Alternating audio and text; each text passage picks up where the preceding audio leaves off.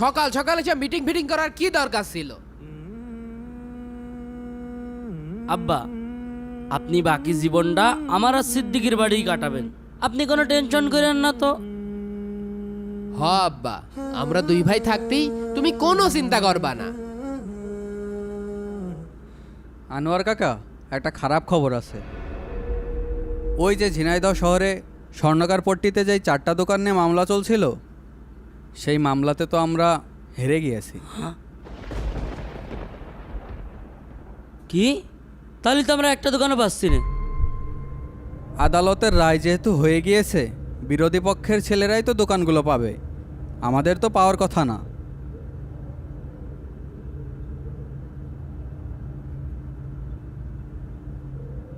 আব্বা, আমার তো টাকা পয়সার একটু সমস্যা যাচ্ছে। তুমি না হয় সামনের মাসতে বড় ভাইয়ের ওখানে খেয়ে নে। না না, আমার এমনিতেই অনেক ঝামেলা, এখন আমার বাড়িতে সম্ভব না। তাহলে এক কাজ কর, তোরা আমাকে ওই বৃদ্ধাশ্রমেই দিয়াই। মামলায় হেরে দোকানগুলো হাতছাড়া হতেই ওদের বাবা ওদের কাছে পর হয়ে গেল। আব্বা, তুমি না হয় আজ থেকে আমার বাড়িতেই থাকো।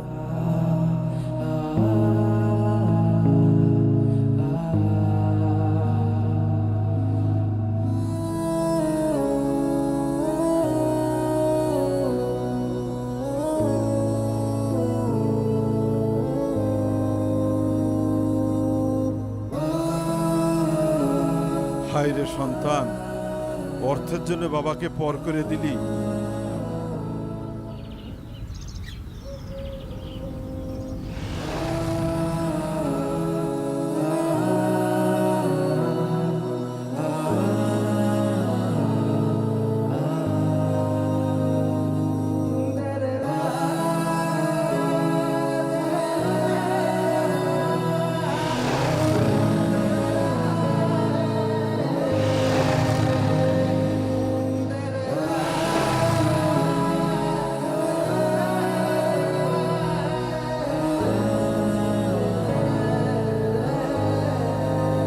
বাবা, প্রেশারের ওষুধটা আজকে শেষ হয়ে গেছে।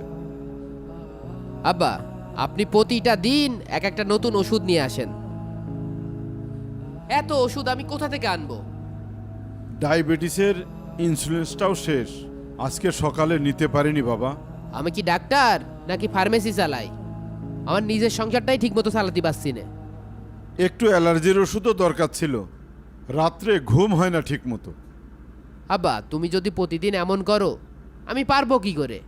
তুমি জানো না আমার উপরে কত চাপ। ডাক্তার বলেছে প্রেশারের ওষুধ নিয়ম করে না খেলে সমস্যা হবে। তাহলে আমি কি নিয়ম করে টাকা ছাপাবো? আমি কি ব্যাংক?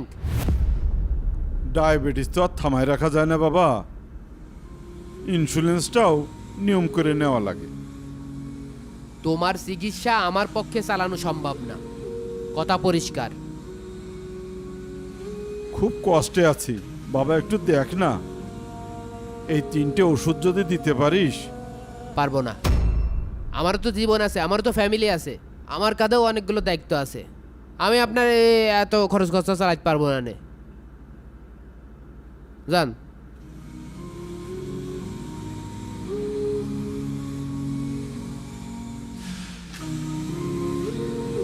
হায় রে নিষ্ঠুর সন্তান, বাবার জন্য কি তোর একটু দয়া হয় না?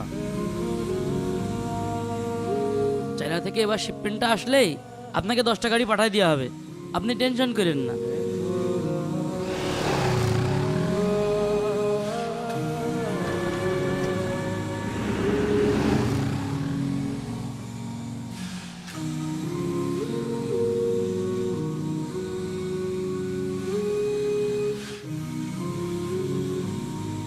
আরে ভাই, আপনার সাথে ব্যবসা কি আজকের নাকি? আচ্ছা ভাই।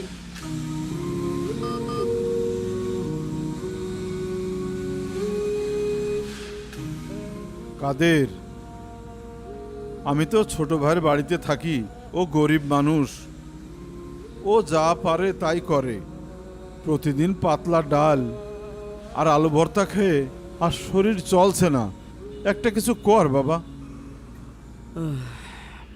তাতে আমি কি করব? ডাক্তার বলেছে গরুর মাংস খেতে। যদি 1 কেজি গরুর মাংস কিনে দিতিস বাবা, তাহলে শান্তি করে খেতে পারতাম। আব্বা, আপনার এই চাহিদা কি কোনোদিন শেষ হবে না? আজ মাংস, কাল মাছ, পরের দিন রুই মাছ ভুনা। না রে বাবা, শরীরটা ঠিক নাই, অনেকদিন মাছ মাংস খাইনি। আব্বা, আমি কি প্রতিদিন মাছ মাংস খাই যে আপনার প্রতিদিন মাছ মাংস খাওয়াবো? তুই তো তোর ছোট ভাই সম্পর্কে জানিস বাবা, ওর নিজেরই সংসার চলে না। একটা অটো চালিয়ে ও সংসারটা খুব কষ্ট করে চালায়, তার উপরে আমি।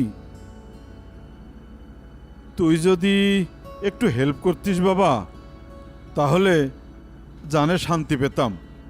তামিম আপনার এত ভালো ছেলেই যদি হয়, তার কাছে যাই এইসব জিনিসপাতি চানগা, আমার ঘাড়ের উপর চাপানোর তো কোনো দরকার নেই। আর আপনার যদি মাছ মাংস এতই খাতি মনে চাই, তাহলে হোটেলে যে বাকি করে কিনে খানগা। আব্বা, আপনি এখন যান তো, আমার দোকানে এখন কাস্টমার আসার সময়। যান আব্বা, আপনি এখন বাড়ি যান।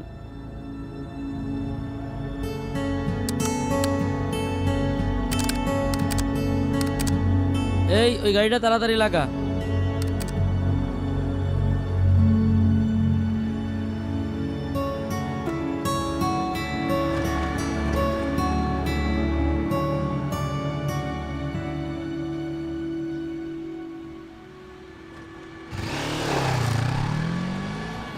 কি ব্যাপার? আব্বু মনে হচ্ছে এখানে কি করে এখন?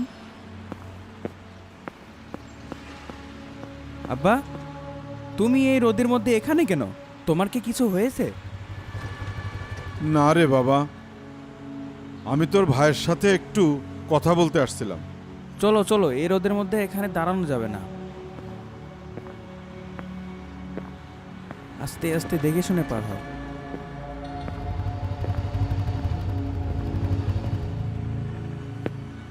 আস্তে আস্তে উঠো, ধরে ওঠো, উঠে বসো।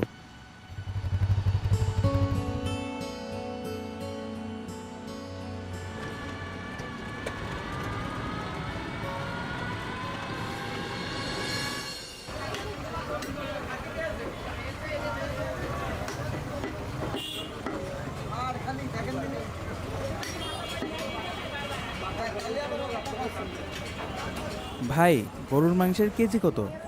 750 টাকা কেজি। এত? হাফ কত হবে তাহলে? 375 টাকা। ভাই, আমার আব্বু একটু গরুর মাংস খেতে চেয়েছে, একটু কম করে রাখেন, 200 টাকা রাখেন। কম নেই, আপনার যদি এতই গরু গোশ খাওয়ানোর শখ থাকে তাহলে ওখান থেকে পোলট্রি কিনে নিয়ে যেয়ে খাওয়ান। ভাই, এই 200 টাকায় যতটুকু হয় ততটুকুই দেন। আচ্ছা ঠিক আছে, 200 টাকা যা হয় তাই দিচ্ছি।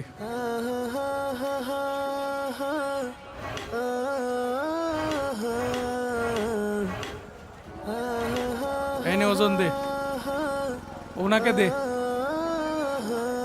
এই নেন টাকা। দে দে, তাড়াতাড়ি দিয়ে দে।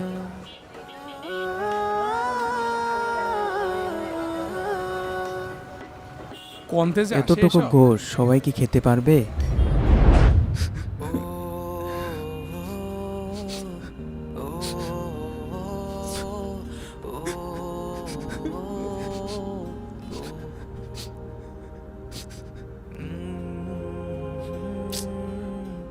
লোকটা খুব ভালো ছিল রে। হ্যাঁ ভাই, খুবই ভালো ছিল। আরে লোকটা মরেই গেল।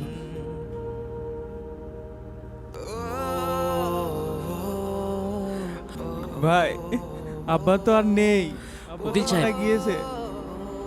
একটু এদিকে আসেন, একটা জরুরি কথা ছিল। এটা কি কথা বলার সময়? আপনার বাবা এখানে মরে পড়ে আছে, আর আপনাদের জরুরি কথা? না মানে কথাটা একটু জরুরি। উকিল সাহেব, শুনলাম আমরা নাকি স্বর্ণকার পটির ওই 4টে দোকানের কেস নাকি জিতে গেছি। খবরটা কি সত্যি? ভাই, আব্বা মারা গিয়েছে আর তোমরা তোমরা এখনো দোকানে পড়ে আছো? তুই চুপ কর, তুই কি বুঝিস? যে মরার দরকার সে মরে গিয়েছে, এখন যারা বেঁচে আছে তাকে চিন্তা কর। ছি ছি ছি, আমার জীবনে অনেক মানুষ দেখেছি, কিন্তু আপনাদের মতো জানোয়ার দেখিনি। যে বাবা সারাটা জীবন আপনাদের জন্য শেষ করে দিল, তার লাশের পাশে দাঁড়িয়ে আপনাদের সম্পত্তির কথা বলতে মুখে একবারও আটকালো না।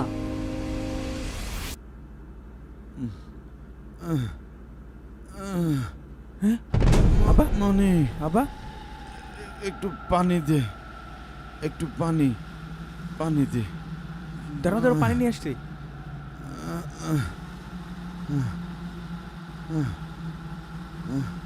পানি পানি দে। নাও নাও, পানি খাও।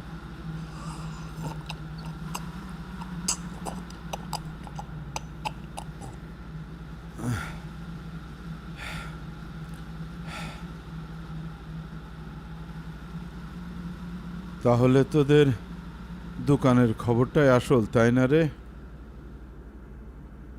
বাপ মরেছে নাকি বেঁচে আছে তাতে তো তোদের কিছু যায় আসে না, বল?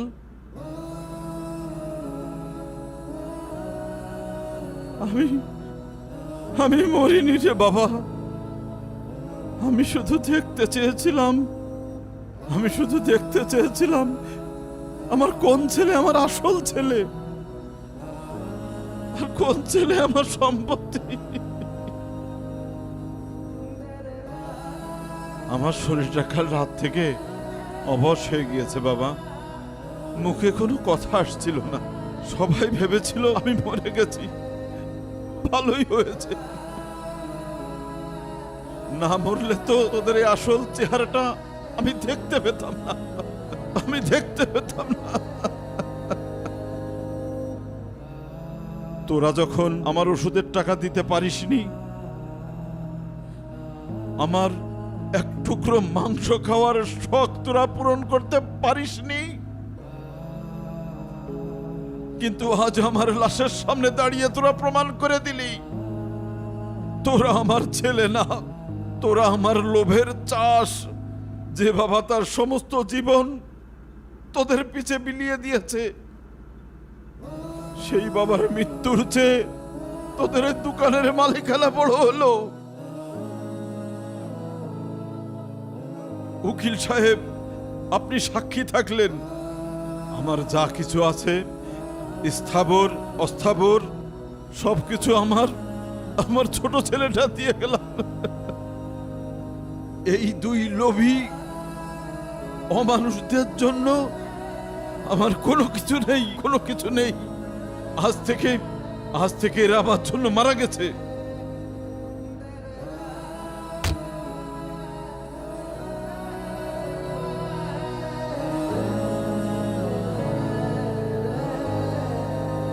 আমার একটাই ছেলে, তার কাছে বাপের জীবনের দাম 4টে দোকানের চেয়ে বেশি, 4টে দোকানের চেয়ে বেশি।